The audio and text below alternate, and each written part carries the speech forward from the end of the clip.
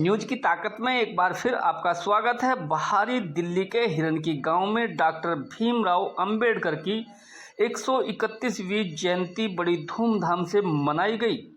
हम आपको बताते चले, वैसे तो आज पूरे देश में डॉक्टर भीमराव अंबेडकर की 131वीं जयंती सभी जगह मनाई गई है।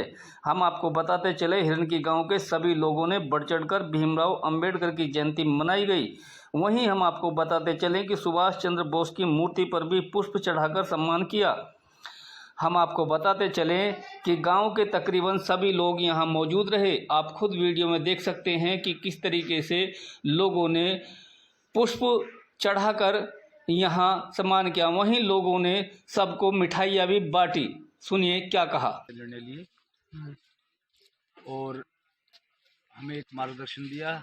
हमारे जो पिछड़े हुए थे उनको आगे लाने के लिए उन्होंने बहुत बड़ा कदम उठाया था। हम उनके बहुत आभारी हैं। सर अपना नाम और डेजिग्नेशन बता दीजिए। महेश खत्री, गांव हिरनकी, आडगुले प्रधान।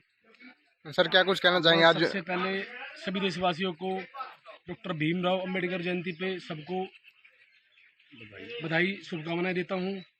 और जो उनकी नीति थी कि सब एक साथ मिलकर रहें, उस नीति पे अब आगे काम हो रहा है।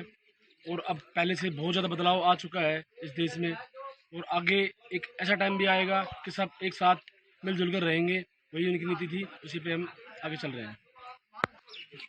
सर क्या कुछ कहना चाहेंगे? आज अम्बेडकर जी की जयंती है। जय भीम दोस्तों, आज डॉक्टर भीमराव अंबेडकर जी की 140वीं जयंती पर आप सभी देशवासियों को हाथ जोड़कर हार्दिक शुभकामनाएं। और दोस्तों, अंबेडकर जी ने हमारे देश को एक ऐसा संविधान दिया जो पूरे वर्ल्ड में किसी देश के पास ऐसा संविधान नहीं है। उसमें हर तबके का, हर पिछड़े वर्ग का, हर समाज का इस तरीके से ख्याल रखा गया कि किसी के साथ भेदभाव ना हो। और उन्होंने हमारे समाज को, हमारे पिछड़े वर्ग को एक ऐसे स्थान दिया है जिससे हम अपनी समस्याएं, अपनी बातें हर समाज के साथ, हर अंतर्राष्ट्रीय समस्या को हर तरीके से वो कर सकते हैं। डॉक्टर भीमराव अम्बेडकर पर बड़े बड़े पदों पर, चाहे वो किसी राजनीति मजबूरी है चाहे कोई भी है, ये उनके संविधान की देन है। इसलिए सभी सारे राष्ट्र को, जातिवाद को भूल के, आपस में मन में भूल के उनके लिए हमें सोचना चाहिए, उनके लिए काम करना चाहिए। और बाबा साहब अम्बेडकर जी के चरणों में जितना नमन किया, उनको जितना याद किया, क्योंकि अम्बेडकर जी ने हर चीज पे लिखा है। जातिवाद पे, राष्ट्रवाद पे, हर चीज पे उन्होंने लिखा है। चाहे धर्म पे हो, कोई भी व्यवस्था, उन्होंने हर चीज पे लिखा। अगर अम्बेडकर को पूरा पढ़ेंगे तो उनके बारे में जान पाएंगे। ये आधुरी सच्चाई है कि वो जातिवादी थे, ऐसा नहीं है। क्या जरूरत है आज के युवा को भी इनके बारे में पढ़ना चाहिए? हाँ, पढ़ना चाहिए। आज इनके अम्बेडकर के बारे पढ़ना चाहिए। इनके बारे में बहुत शोध है। मैं तो कहता हूँ उन्होंने हर चीज पे लिखा है। बिल्कुल, इन्होंने हर चीज पे लिखा कर अदर में क्या कि हम जो हमें ठीक लगता है हम वही पढ़ते हैं, वही हम सुनते हैं।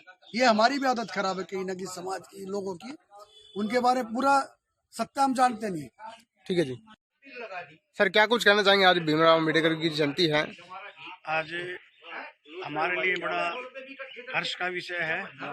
हमारे गांव में कुछ हमारे साथियों ने मिलकर बाबा साहब का 131वीं जयंती के उपलक्ष्य में उनको माल्यार्पण किया और कुछ प्रसाद वितरण किया। मेरा मानना, अम्बेडकर बाबा साहब को या किसी भी महापुरुष को जातिवाद से जोड़ के देखना मैं नहीं समझता कि ये ठीक है। उन लोगों ने जो काम किया है वो जाति से हटके उन्होंने देश के लिए काम किया है। ये एक हमारी एक व्यवस्था बना चुके हैं, क्योंकि जिस जाति से जो पैदा होते हैं उसी जाति का, ऐसा नहीं है।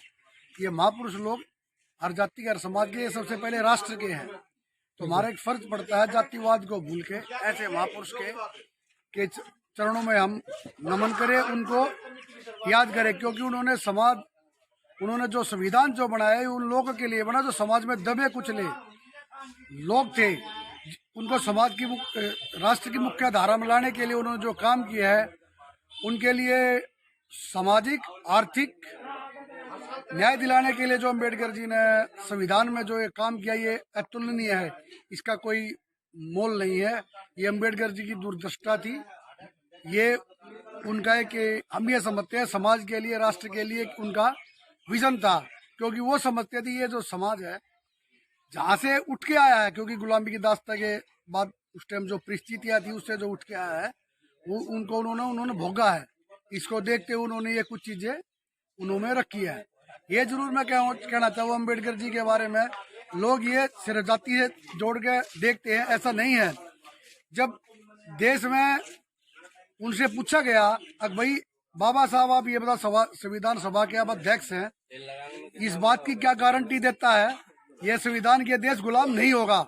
बाबा साहब ने एक ही बात में कही थी संविधान सभा में, अब ये संविधान इस चीज की गारंटी नहीं देता कि ये देश गुलाम नहीं होगा, क्योंकि जब देश में कोई भी जरूरत हुई है, अब जब देश अंग्रेजों से लड़ रहा था, हमारे लोग कुछ अंग्रेजों से मिले हुए थे। बिल्कुल।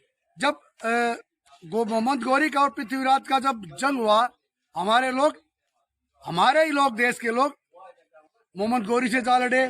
तो ये बाबा साहब ने तब कहा था ये इस चीज की गारंटी नहीं दे गुलाम नहीं होगा। हाँ ये जरूर है, ये वहाँ की जनता पर, वहाँ के नेताओं पर, वहाँ की सरकार पर निर्भर है कि ये उसको किस तरह देखे, इसको पूर्ण तरह से लागू करे, इसका सम्मान, इसके अनुसार